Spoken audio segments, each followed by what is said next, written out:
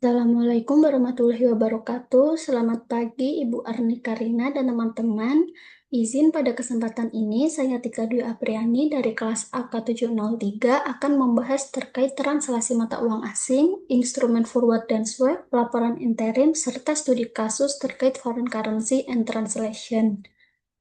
Nah, untuk yang pertama itu adalah mekanisme translasi mata uang. Jadi, translasi mata uang adalah proses mengonversi laporan keuangan entitas asing ke mata uang pelaporan perusahaan induk. Nah, tujuan dari translasi mata uang asing ini adalah untuk menyajikan informasi keuangan yang relevan sehingga dapat diandalkan. Untuk mekanismenya, yang pertama kita dapat menentukan mata uang fungsional. Jadi, mata uang fungsional adalah mata uang yang dijadikan sebagai standar pengukuran transaksi dalam lingkungan bisnis di mana entitas itu beroperasi. Nah, sebagai contohnya, apabila anak perusahaan itu beroperasi di luar negeri, maka mata uang fungsional biasanya menggunakan mata uang negara tersebut. Kemudian, tahapan yang kedua itu adalah kita menentukan mata uang pelaporan.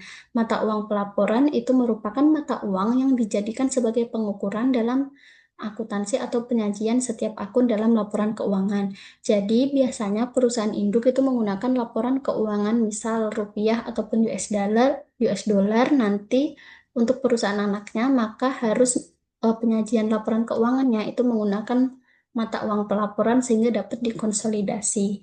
Nah, di sini untuk tahap yang ketiga itu adalah menentukan metode dari translasi. Jadi, berdasarkan PSAK 10, untuk metode translasi itu menggunakan current date method, di mana metode ini itu adalah metode yang digunakan ketika mata uang fungsional anak itu merupakan mata uang lokalnya sendiri di mana entitas itu beroperasi. Kemudian yang keempat itu adalah melakukan translasi. Jadi setiap akun itu nanti akan dikonversi satu persatu sehingga akan membentuk laporan keuangan dalam mata uang pelaporan. Nah, dari translasi tersebutlah akan muncul selisih kurs, selisih nilai tukar yang akan dimasukkan dalam order comprehensive income. Setelah translasi selesai, maka laporan entitas asing dapat dikonsolidasi dengan laporan induk. Nah, di sini berdasarkan PSAK nomor 10 terkait current rate method itu menjelaskan bahwa untuk kelompok akun aset dan liabilitas, maka kurs translasi yang digunakan adalah kurs akhir atau kurs saat ini. Kemudian untuk kelompok akun pendapatan dan beban menggunakan kurs rata-rata. Kemudian untuk modal saham menggunakan kurs historis. Lalu untuk saldo laba awal menggunakan akan disesuaikan dengan periode sebelumnya. Kemudian untuk akun dividen itu akan menggunakan kurs pada tanggal dividen itu diumumkan. Kemudian yang kedua adalah terkait transaksi forward dan swap. Jadi apa sih kontrak forward itu? Jadi kontrak forward itu merupakan perjanjian antara dua pihak yang mana biasanya merupakan perusahaan dan bank untuk menetapkan kurs tertentu pada hari ini. Namun transaksinya itu dilakukan di masa depan. Nah, tujuan dari kontrak forward ini adalah untuk tujuan lindung nilai terhadap resiko fluktuasi harga atau kurs di masa depan sehingga dapat menghilangkan ketidakpastian arus kas. Nah, untuk kontrak forward itu memiliki tiga karakteristik. Yang pertama adalah bersifat wajib atau obligatory, yaitu wajib diselesaikan pada tanggal yang disepakati. Kemudian customize, yaitu disesuaikan dengan kebutuhan para pihak, yaitu perusahaan dan bank. Dan yang kemudian nomor tiga adalah OTC atau over the counter, yaitu tidak diperdagangkan di bursa, namun melalui perjanjian langsung. Kemudian di sini ada swap. Jadi untuk swap itu merupakan transaksi pertukaran dua mata uang yang dilakukan secara simultan, yaitu pertukaran tunai menggunakan kurs spot dan juga pertukaran kembali di masa depan forward dengan kurs yang telah disepakati pada tanggal transaksi. Nah, tujuan dari swap ini adalah mengatasi kebutuhan jangka pendek dalam mata uang asing, lalu dapat mengunci nilai tukar masa depan atau hedging, kemudian juga mengurangi resiko fluktuasi kurs tanpa meminjam uang di bank. Nah, dalam swap ini juga memiliki karakteristik yaitu adalah customized disesuaikan dengan kebutuhan para pihak. Kemudian ada over the counter yaitu tidak diperdagangkan di bursa dan terdiri dari dua kontrak dalam satu paket yaitu spot dan juga forward. Kemudian terkait dengan laporan keuangan interim. Jadi berdasarkan PSAK nomor 3, Laporan keuangan interim merupakan suatu laporan yang disusun dalam suatu periode laporan yang lebih pendek dari 1 tahun buku perusahaan, di mana menggunakan kebijakan akuntansi yang sama dengan laporan keuangan. Namun, tingkat penggunaan estimasi itu lebih tinggi karena keterbatasan periode pelaporan. Nah, tujuan dari laporan keuangan interim adalah menyajikan informasi keuangan itu relevan, andal, dan juga tepat waktu, lalu sebagai sarana pelaporan periodik untuk mengevaluasi kinerja keuangan. Di sini ada komponen dari laporan keuangan interim, yaitu ada neraca, kemudian laba rugi dan penghasilan komprehensif lain, kemudian ada laporan perubahan ekuitas, ada laporan arus kas, dan ada CALK, yang mana laporan keuangan interim ini disajikan dalam bentuk laporan keuangan yang ringkas. Nah, di sini ada ketentuan terkait penyusunan laporan keuangan interim untuk perusahaan emiten berdasarkan aturan Otoritas Jasa Keuangan. Jadi, laporan interim atau LKTT, yaitu laporan keuangan tengah tahunan, merupakan laporan keuangan yang disusun untuk periode semester pertama 6 bulan dan wajib disampaikan oleh perusahaan publik. Nah, jadi jenis laporan interim yang wajib disampaikan ada dua, yaitu laporan keuangan tahunan dan LKTT, yaitu berdasarkan dengan Peraturan Otoritas Jasa Keuangan Nomor 14 Tahun 2022 yang telah mencabut Keputusan Nomor 346 Tahun 2011. Nah, untuk batas waktu penyampaian laporan interim yaitu apabila laporan itu tidak diaudit, maka batas waktunya adalah akhir bulan pertama setelah periode itu berakhir. Kemudian apabila laporan direview oleh akuntan publik, maka batas waktunya adalah akhir bulan kedua. Apabila laporan diaudit, maka batas waktunya adalah akhir bulan ketiga. Jadi, setiap perusahaan publik atau emiten itu wajib menyampaikan melalui situs web BEI apabila tercatat di bursa, ataupun dapat melalui surat kabar nasional atau website OJK apabila tidak tercatat di bursa.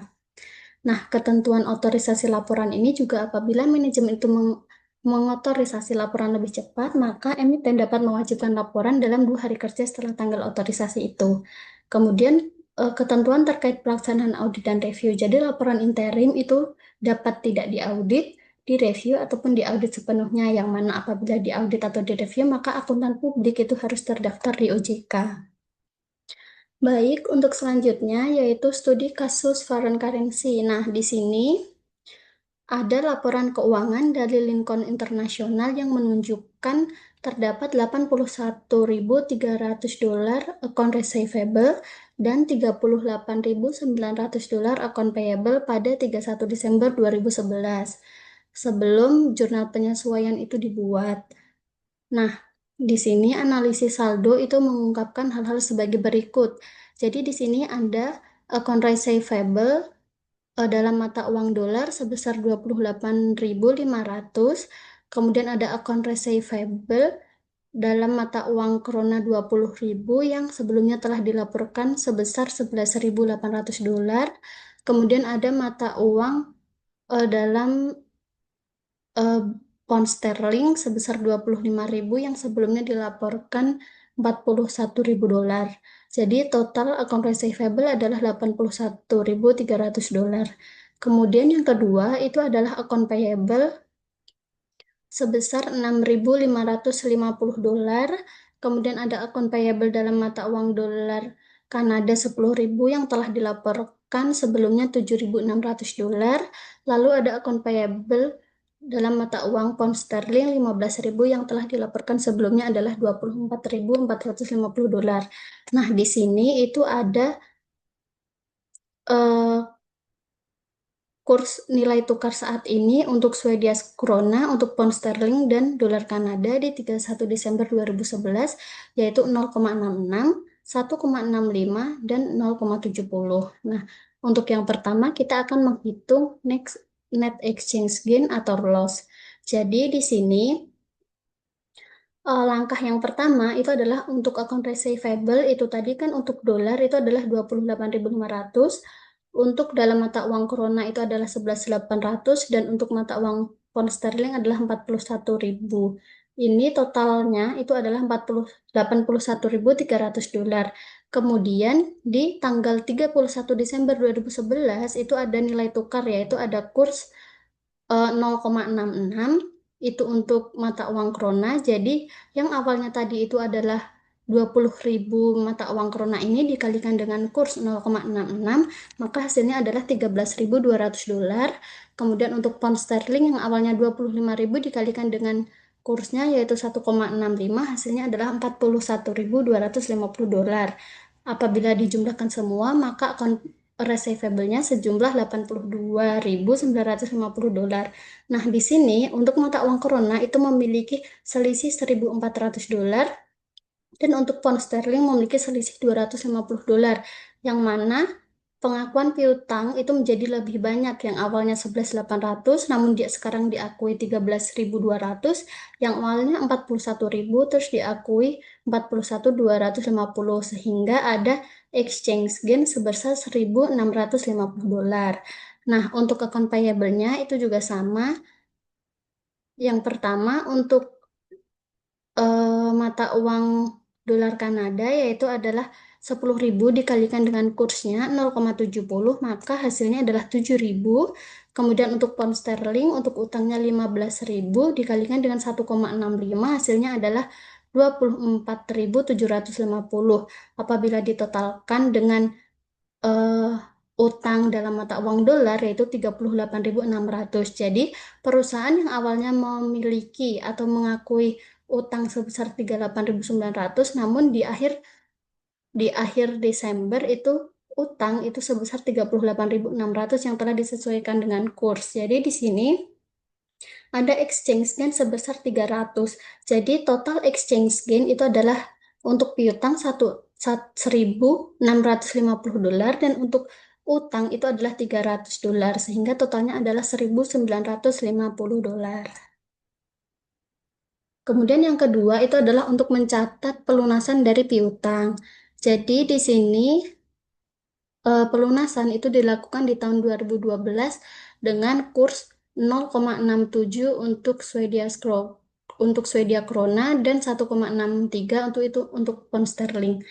Nah, di sini untuk mencatatnya yaitu untuk cashnya kita debit karena kita menerima cash pelunasan piutang sebesar 28.500 dolar.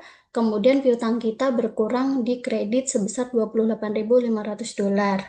Nah, ini adalah untuk mencatat piutang dalam mata uang dolar. Kemudian untuk mencatat piutang 20.000 krona dengan eh, spot rate 0,67, kita akan mendapatkan cash 13.400. Lalu untuk account receivable krona itu adalah 13.200 dan untuk exchange gains itu adalah selisih dari 13.400 dan 13.200 yaitu 200 dolar. Kemudian untuk mencatat pelunasan pound sterling menggunakan spot rate 1,63 yaitu kita akan menerima cash bertambah sebesar 40.750. Kemudian account receivable pound sterling itu akan berkurang 41.250, di mana tadi kita mengakui pound sterling itu adalah 41.250, maka terdapat loss karena piutang kita yang awalnya itu adalah 41.250, namun kita cuma menerima uang sebesar 40.750, sehingga ada kerugian sebesar 500 dolar. Untuk jurnal selanjutnya yaitu adalah jurnal untuk pembayaran utang. Jadi di sini untuk pembayaran utang dalam mata uang dolar yang pertama adalah utang kita berkurang di kredit sebesar 6.850 dan kas kita juga berkurang di kredit sebesar 6.850. Nah, di sini kita mencatat juga terkait pembayaran utang dalam mata uang eh, dolar Kanada dengan spot rate 0,71 pada tahun 2012, yang mana kita mengeluarkan uang sebesar 7.100 dari 10.000 dikali 0,71, lalu utang kita yang awalnya kita akui 7.000, itu akan berkurang. Nah, di sini kita mulai ada exchange loss. Jadi, kenapa exchange loss? Jadi, awalnya utang kita cuma 7.000, namun kita melunasi utang tersebut 7.100. Jadi, ada kerugian sebesar 100 dolar. Nah, lalu di sini untuk mencatat utang, pembayaran utang yaitu dalam pound sterling 15.000 pada spot rate-nya 1,62. Jadi, di sini Account payable kita awalnya kita akui 24.750 itu berkurang, cash kita yang kita keluarkan adalah 24.300. Jadi cash kita yang kita keluarkan lebih kecil sehingga menimbulkan keuntungan sebesar 450.000 dolar.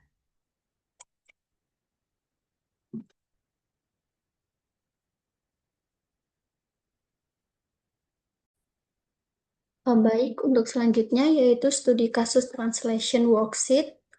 Nah, di sini ada perusahaan PYL yang mengakuisisi seluruh saham dari Show of London yang beredar pada tanggal 1 Januari 2011 seharga 800.000 dolar ketika nilai tukar pound sterling itu adalah 1,60 dan ekuitas pemegang saham Show terdiri dari 400.000 pound sterling dan return earning-nya sebesar 100.000 pound sterling.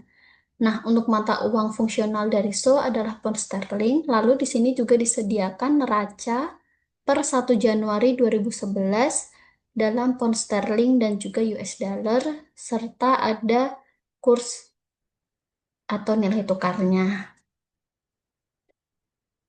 Nah, di sini dijelaskan bahwa nilai tukar saat ini di 1 Januari 2011 adalah 1,60, nilai tukar rata-rata adalah 1,63, nilai tukar untuk dividen 1,62, dan nilai tukar saat ini untuk 31 Desember adalah 1,65.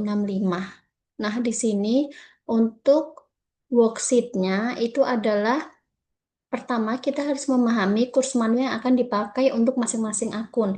Jadi, di sini untuk aset liabilitas kita menggunakan kurs penutup atau kurs saat ini yaitu 1,65. Kemudian untuk equipment itu kita juga menggunakan kurs penutup 1,65. Untuk pendapatan dan beban menggunakan kurs rata-rata 1,63. Kemudian untuk saham menggunakan kurs historis, untuk return earning juga menggunakan kurs historis serta dividen menggunakan kurs dividen sebesar 1,62. Nah, jadi di sini tinggal kita kalikan bahwa misalnya untuk cash di sini menggunakan pound sterling kan 20.000. Lalu lalu kita menggunakan kurs penutup atau current rate itu sebesar 1,65. Jadi tinggal dikalikan 20 kali 1,65, maka untuk cash dalam US dollar itu adalah sebesar 33.000. Begitupun selanjutnya untuk aset, beban hingga liabilitas dan ekuitas. Nah, apabila kita jumlahkan maka untuk pengakuan aset dan beban itu totalnya adalah 2.463.500 dolar. Sedangkan untuk liabilitas itu terdapat equity adjustment dari translasi sebesar 25.500. Jadi sehingga nanti akan balance antara eh, aset dan beban dengan liabilitas dan ekuitas. Jadi di sini untuk translasi ini akan menghasilkan translation gain sebesar 25.500 dolar yang nantinya akan dicatat di ekuitas sebagai OC atau Cumulative Translation Adjustment.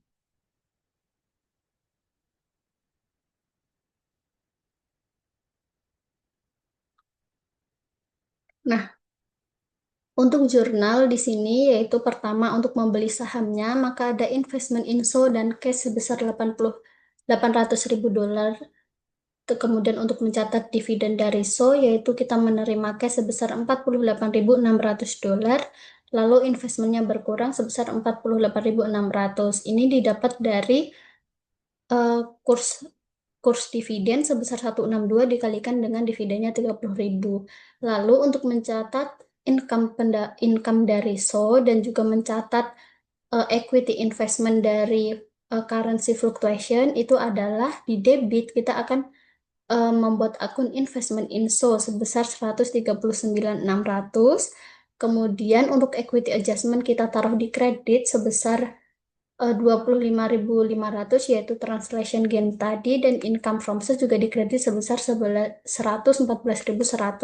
Nah, di sini juga ada perhitungan terkait income from sales yaitu dari sales penjualan dikurangi dengan cost-nya, lalu dikurangi dengan biaya depresiasi dan dikurangi dengan beban operatingnya. Didapatkan income from sales sebesar 114.100. Nah, kemudian di sini pertanyaannya adalah translation gain atau loss. Jadi seperti yang telah dibahas sebelumnya bahwa untuk soal ini yaitu dapat menunjukkan translation gain sebesar 25.500. Sebenarnya di sini hampir sama kayak tadi, jadi ada kalau di sini 25.500 itu kita menggunakan bisa pakai translation worksheet ini, tinggal kita kurangkan selisihnya menjadi equity adjustment from translation, atau bisa juga menggunakan cara terkait dengan pengaruh kurs. Jadi di sini ada tiga pengaruh kurs pada beginning net asset, ada juga pengaruh kurs pada net income, dan juga pengaruh kurs pada dividen. Jadi untuk pengaruh kurs pada beginning net asset itu adalah hanya sebagian aset bersih itu yang sensitif terhadap perubahan kurs itu adalah 50.000 pound sterling. Nah, untuk perubahan kurs itu yang awalnya itu adalah 165 dan 160, jadi ada selisih 0,05. Nah, 0,05 inilah yang kita kalikan dengan beginning net asetnya 50.000 sehingga untuk translation gains dari ekuitas awal itu adalah $25.000. Kemudian untuk pengaruh kurs pada net income yang yaitu net income 70.000 itu adalah perubahan kursnya adalah 0,02 dikali 70.000 pound sterling, maka translation gain tambahan dari net income adalah 1.400. Kemudian yang ketiga adalah pengaruh kurs pada dividen, yaitu dividen 30.000 pound sterling yang mana dividen mengurangi ekuitas. Untuk perubahan kursnya adalah 0,03 sehingga ada pengurangan dari translation gain sebesar $900. Apabila kita totalkan, yaitu $25.000 ditambah dengan $1.400 dan dikurangi dengan pengaruh kurs pada dividen $900, maka hasilnya adalah $25.500.